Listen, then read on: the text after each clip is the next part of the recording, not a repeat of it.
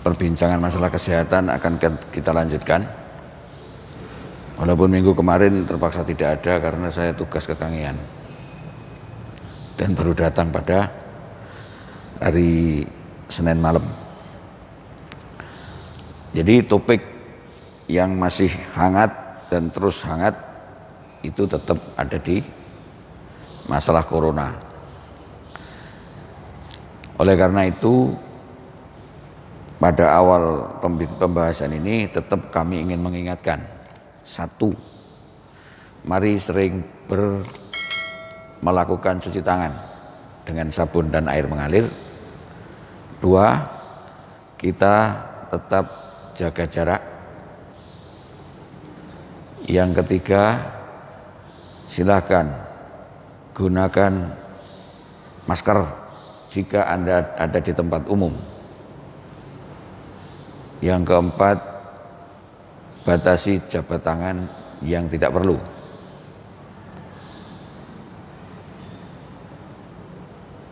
Ini perlu kami dengungkan terus karena itu salah satu cara untuk menjaga agar kita tidak tertular dan tidak menularkan. Karena kita tidak tahu apakah kita saat ini membawa virus apa tidak, kita tidak tahu. Demikian juga orang lain juga tidak tahu apakah orang lain membawa virus apa tidak. Yang kelima, silakan hindari kerumunan massa yang banyak. Jadi kalau ada kerumunan massa, kita lebih baik menghindar.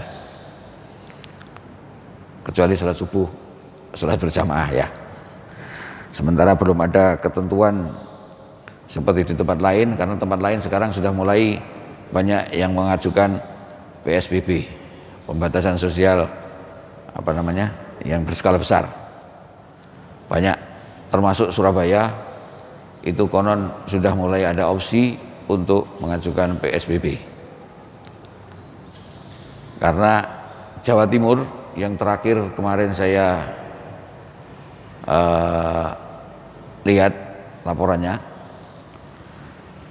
3 kategori, merah yang paling banyak, yang kuning hanya tinggal satu, yaitu Ngawi, yang hijau tinggal 2, yaitu Sampang dan Sumeneb. Yang lain sudah merah semua. Ini yang terjadi di Jawa Timur. Oleh karena itu kita tetap harus menjaga agar bagaimana kita, masyarakat di sekitar kita juga sama-sama untuk tetap bisa sehat, tidak tertular corona. Kemudian ada isu yang mungkin sempat didengar, yaitu ada 2 orang yang meninggal di Sumeneb ini. Yang pertama yang terjadi dimakamkan di Moncek, itu orang dari Jakarta. Jadi dari Jakarta, dia sakit. Konon sakitnya ya panas, ya mirip-mirip gejala-gejala corona, tetapi belum berani menetapkan sebagai corona. Kemudian setelah sakit dia di Jakarta, kemudian dia pengen pulang, naik kendaraan umum tidak memungkinkan. Kemudian dia pulang dengan kendaraan charter. Sampailah di sekitar Ngawi, Madiun, meninggal di dalam kendaraan. Kemudian kami coba kontak-kontak, bagaimana ini, kami arahkan ke Dr. Sutomo karena Madiun sudah lewat. Pertama kita arahkan ke Madiun di rumah sakit provinsi, di rumah sakit Sudono Madiun, tetapi sudah lewat, lanjut aja ke Sutomo, nanti langsung masuk di kamar mayat. Harapan kami setelah masuk di kamar mayat maka pasien itu bisa dilakukan otopsi, tetapi ternyata menolak. Dibawalah pulang. Setelah sampai kira-kira di Sampang, Bapak Kapolres kita di sini menginstruksikan untuk otopsi, tapi sudah ada penolakan jadi tidak bisa. Dibawalah pulang, dikuburkan. Sebelum dikuburkan harus dilakukan perawatan jenazah di rumah sakit dulu, baru dikuburkan di Moncek. Itu yang terjadi. Nah, apakah itu positif tidak positif kita sama-sama tidak tahu. Kemudian juga ada kemarin yang hari apa lupa saya, hari Sabtu, hari apa, kalau apa hari Jumat mungkin ada yang meninggal lagi yang dirawat di rumah sakit. Tetapi sekali lagi kita tidak bisa memastikan apakah yang meninggal ini positif corona atau bukan. Sama-sama tidak tahu. Oleh karena itu, karena tidak bisa memastikan, maka tetap zona di Sumeneb adalah zona hijau. Itu yang terjadi. Mungkin tidak perlu jadi polemik karena yang Moncek itu sempat menjadi polemik. Jadi itulah kira-kira yang terjadi seperti itu. Kemudian bagaimana kondisi di Sumeneb? Kondisi terakhir yang saya lihat di posko Sumeneb bahwa orang-orang yang masuk ke Sumeneb yang berhasil dideteksi, yang dinyatakan sebagai ODR,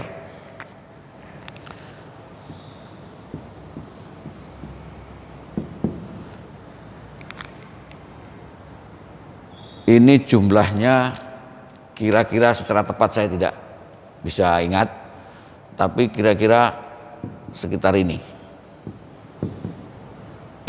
Ya 26 ribuan ya. Kemudian yang ODP yang sempat dideteksi itu sekitar 280-an.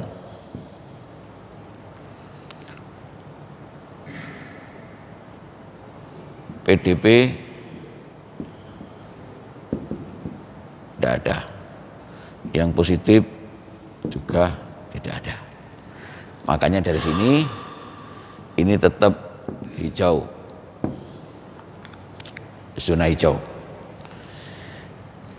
Jadi orang-orang yang masuk ke Sumeneb yang berhasil dideteksi dinyatakan dari daerah merah dan sebagainya itu sekitar 26.000 sekian ya.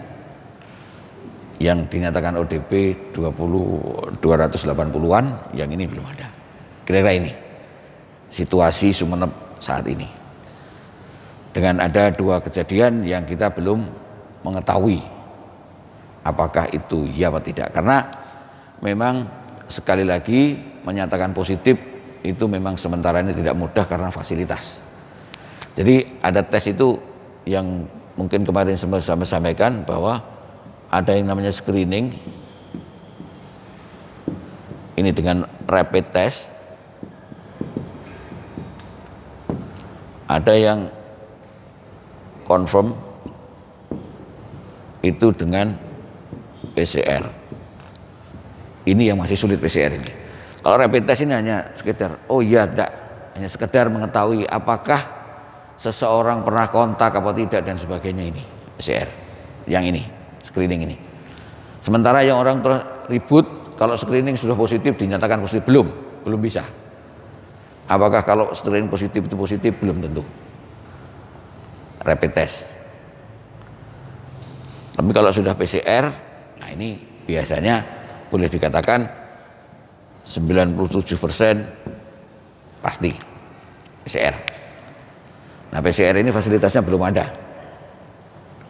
Di Sumeneb belum ada. Kira-kira begitu. Nah kemudian akan muncul banyak orang bertanya, kira-kira apakah kalau kita puasa COVID ini selesai? Kapan kira-kira selesainya?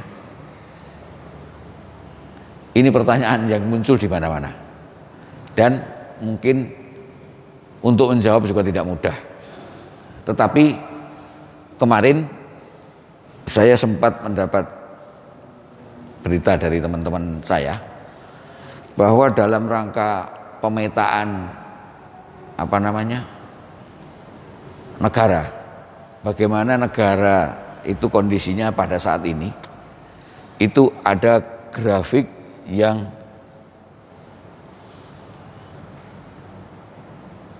dibuat kira-kira begini, grafik itu. Ini dibagi 4 zona.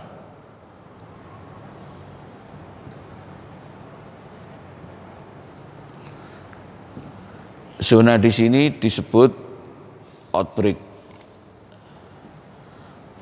Outbreak itu artinya kejadian masih berlimpah, banyak kejadian, outbreak. Kemudian setelah itu, ini zonanya namanya initial control. Artinya mereka yang masuk di sini itu sudah mulai awal mengkontrol secara awal, bisa mengontrol tapi pada tahap awal. Kemudian di sini namanya mitigasi. Mitigasi ini mulai bisa mengendalikan. Mitigasi. Di sini plateau. Plateau ini artinya sudah mulai tenang. Plateau. Sudah mulai tenang. Nah, kemudian pemetaan itu ternyata di outbreak ini ada 3 negara yang masuk. India, Indonesia, Brasil.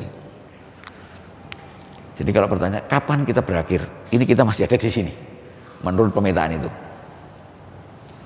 India, Indonesia, Brasil.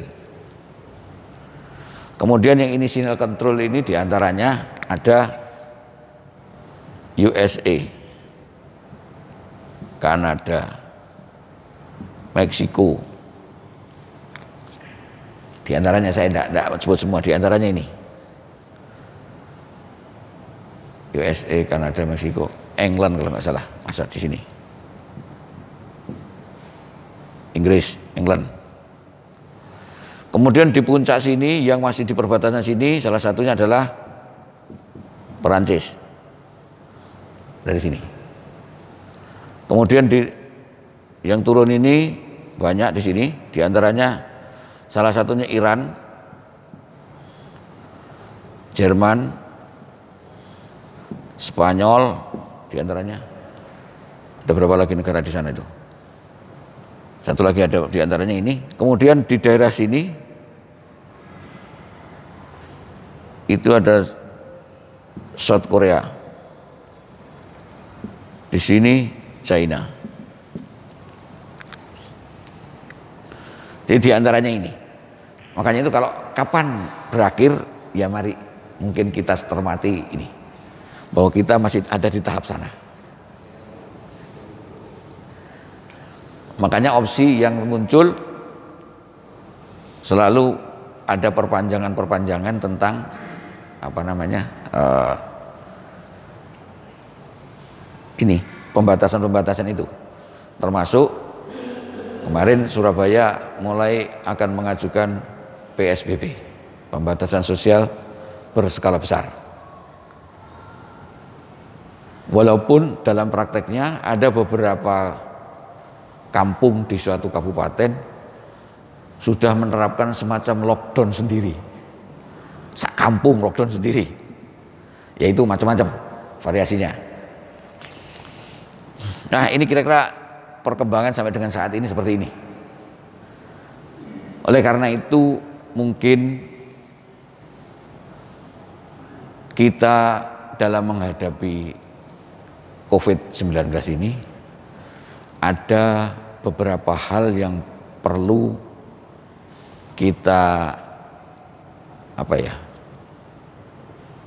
berpikir dari berbagai sisi. Jadi kalau kita ngomong COVID-19, kita mulai ada pendekatan-pendekatan yang perlu kita lakukan. Yang pertama di sini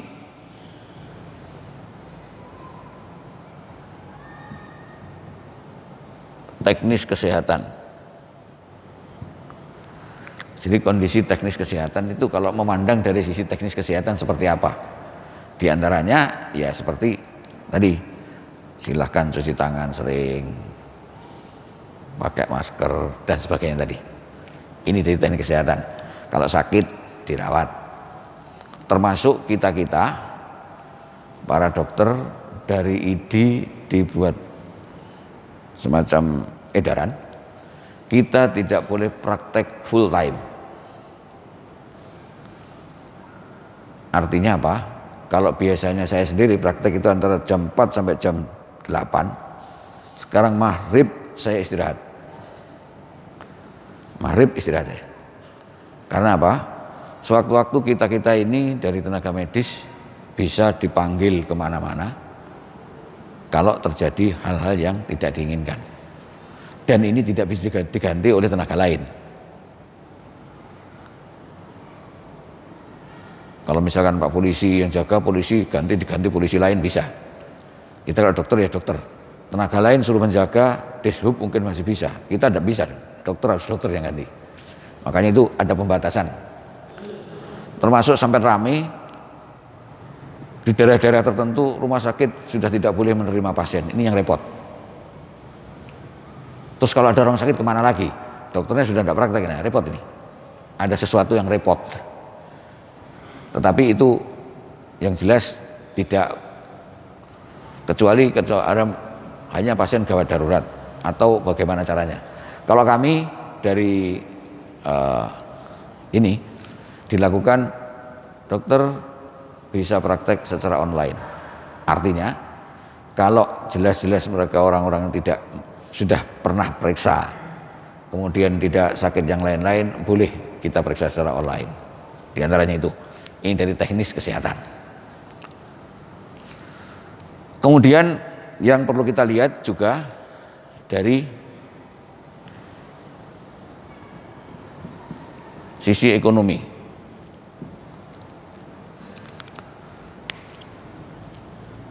Jadi ekonomi ini ikut di sini.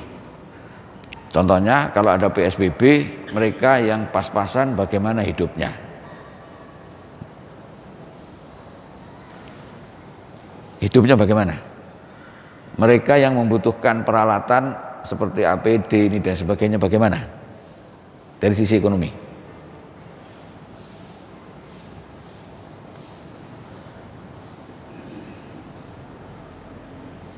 Bagaimana kalau sekian hari tidak boleh beraktivitas, mau hidup dari mana?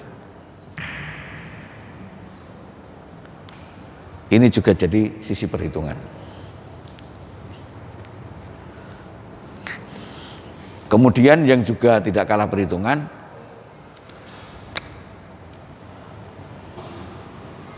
ini adalah dari sisi spiritual. Kita sudah bisa membayangkan bagaimana kalau masjid harus dikosongkan. Kita tidak boleh sholat di masjid. Ini masalahnya. Jadi suatu ketika bisa saja kita tidak boleh sholat Idul Fitri karena kondisi ini. Nah ini jadi bahan pemikiran.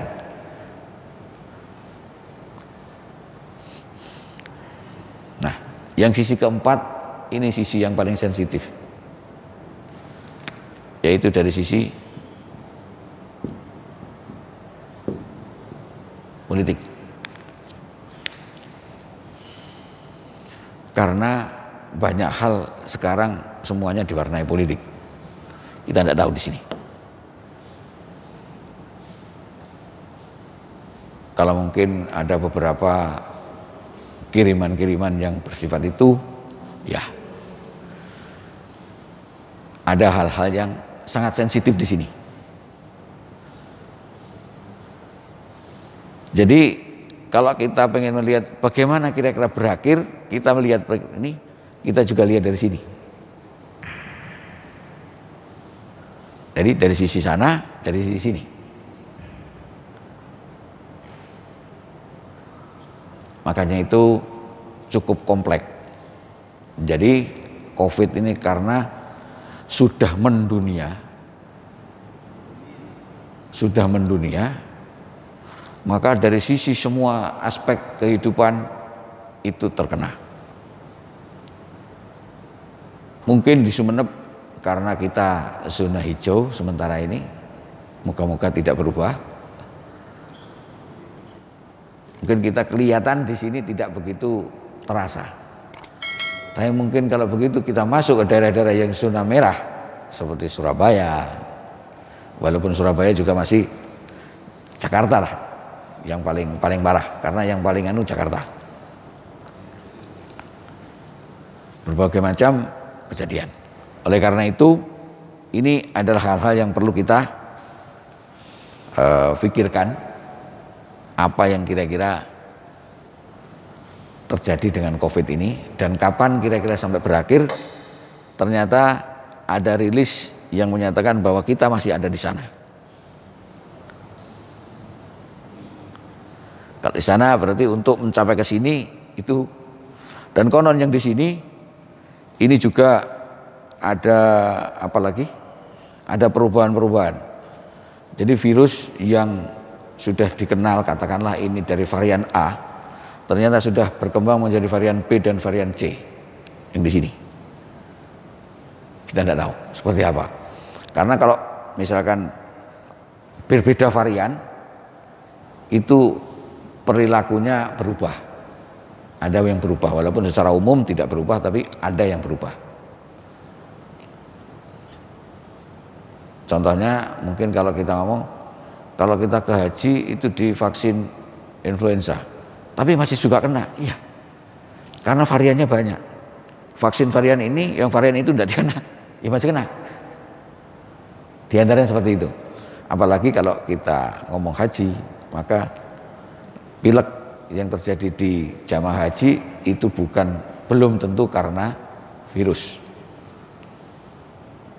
Itu yang terjadi, kira-kira begitu. Monggo, jadi kita mungkin mulai berpikir bahwa kondisinya seperti itu. Kalau kita pengen memastikan COVID itu dengan cara begini, sementara petanya begini, dan ada situasi yang ini. Kira-kira itu yang bisa kami sampaikan. Moga-moga kita bisa menempatkan diri sesuai dengan apa yang kita cita-citakan. Moga-moga di Sumeneb tetap hijau dan tidak berubah ke kuning atau ke merah. Itu yang kita harapkan. Monggo kita berusaha sesuai dengan apa yang kita punya, kemampuan kita, sehingga kita bisa mengendalikan COVID. Suatu ketika kita moga-moga bisa sampai ke sini sehingga aman untuk di daerah kita. Mungkin itu. Terima kasih atas segala perhatian dan mohon maaf apabila ada yang kurang. Assalamualaikum warahmatullahi wabarakatuh.